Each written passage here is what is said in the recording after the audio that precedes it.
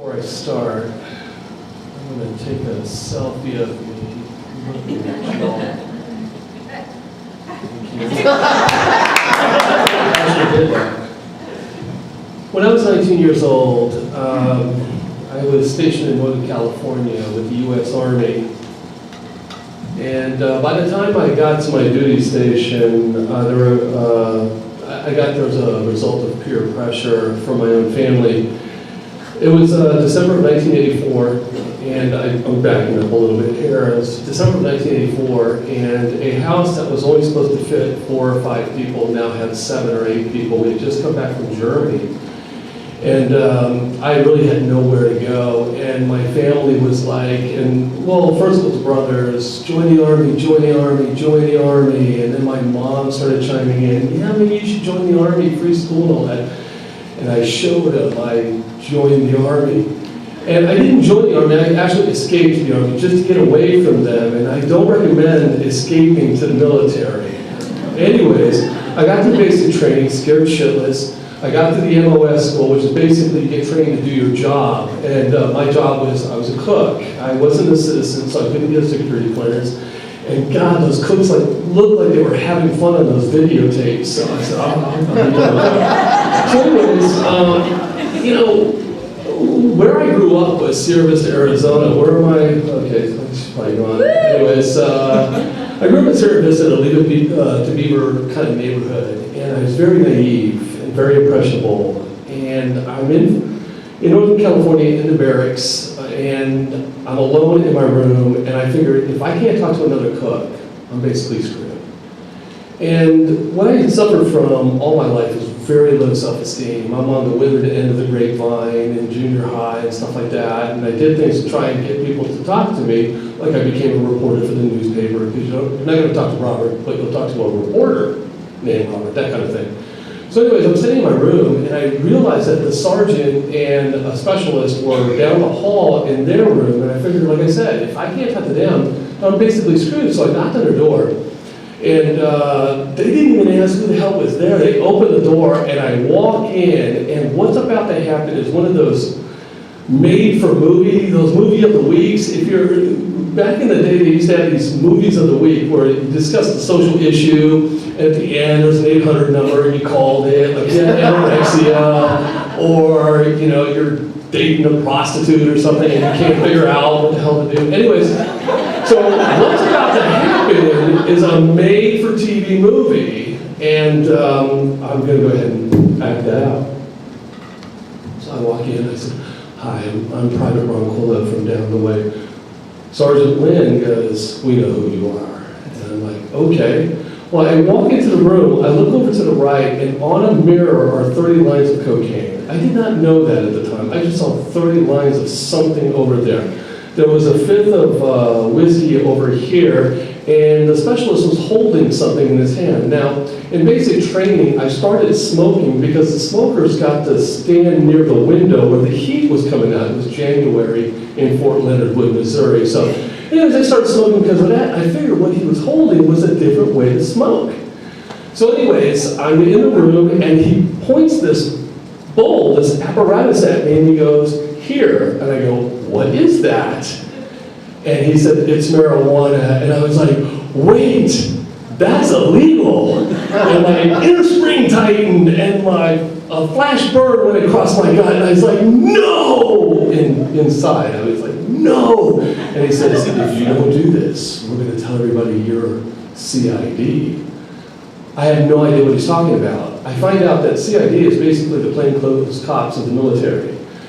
But I don't know anything about that. He goes, they're looking at each other perplexed. They're like, "We're going to tell everybody you're a narc." I don't know what a narc is. And they're really looking at each other like, "What the hell's going on here?" "Okay, we're going to tell everybody that you're telling everybody that everybody's on drugs." And I was like, "Pass the bowl." Well, what they didn't tell me was what was inside this bowl was this Humboldt County stinky, sticky stuff. And if you're a weed connoisseur, you know exactly what I'm talking about. This is stuff you throw against the wall and it sticks. This stuff is wow. So anyways, yeah, you're about to find that out. So anyways, I grabbed it and I figured, well, you know, I just started smoking cigarettes. How bad can this be? It is a little illegal, but you know what? I want to get out of here and like it. And what really prompted me to say yes is I'm a military brat. And we just got back from Germany less than a year earlier. And what they used to do to soldiers who didn't conform is they used to put them in lockers and throw them on the third floor. And I've actually witnessed this. I did not want to be in a locker, and I was actually on the third floor. So I was like, that ain't happening to me, pass the bowl, that kind of thing. So anyways, he passed the bowl, I lit this thing up, and I did the and they're laughing their asses off. My eyes instantly bulged red, tears are coming down. And for the first time in my life, I saw in color. It was awesome. It was like I was floating. I was floating on air. I floated to the window and looking out. I'm like, wow. I forgot marijuana was illegal. Then they pointed me towards the cocaine tray. They said, have some of this. This is cocaine. I go, that's even more illegal. Wow. And so I started sorting cocaine. And for the first time in my life, I'm doing something that's so against everything that I was raised with just to fit in. And so I just went with it. I went to the ocean with these guys. I've never been to the ocean, so I did that cliche thing. I ran into the ocean. It's like 9 o'clock at night, and I just ran into the ocean like that from here to eternity crap. And it's cold. It's very cold. And I turn around, and the guys are just walking away like they've been stoned before. I never have. And I looked out, and there was this ship lit up from stem to stern. It was July 4th weekend, 1985. And I said, you guys see that, right? You see that ship out there? And they're like, yeah, we see the ship. So anyways, I remember that night ending about 3 in the morning. We're at Denny's. I bought about $31 worth of food. And in 1985, it was a lot of food. And I just passed out food. I had no idea what I looked like when I was stoned. I had no idea. But I could not get enough of this stuff. And what really got me about the marijuana is it released something inside of me. So I couldn't deal with what was going on inside of me, so I looked for solutions outside of me. And I made people gods. I made gods of people. And I was so prone to peer pressure. And this marijuana, oh my God, it changed the way I felt. It changed the way I thought. It changed my angle of approach to everything. Now, I got popped on a piss test. Means I got positive on a piss test, which isn't such a positive thing. And I got barred from reenlistment. That basically means don't rejoin. Your 2 years are up. Please go. I got busted in my right and everything. Anyways, I was bitterly disillusioned with my service in the military. And I was actually thinking about doing a career out of it, like my dad had and my brother's doing right now. But that was over. That was over marijuana. But it didn't stop me from doing the marijuana because I didn't know how to deal with what was going on, and it just kept going on. It kept going on. The ball just kept bouncing, and I really did not know how to deal with anything.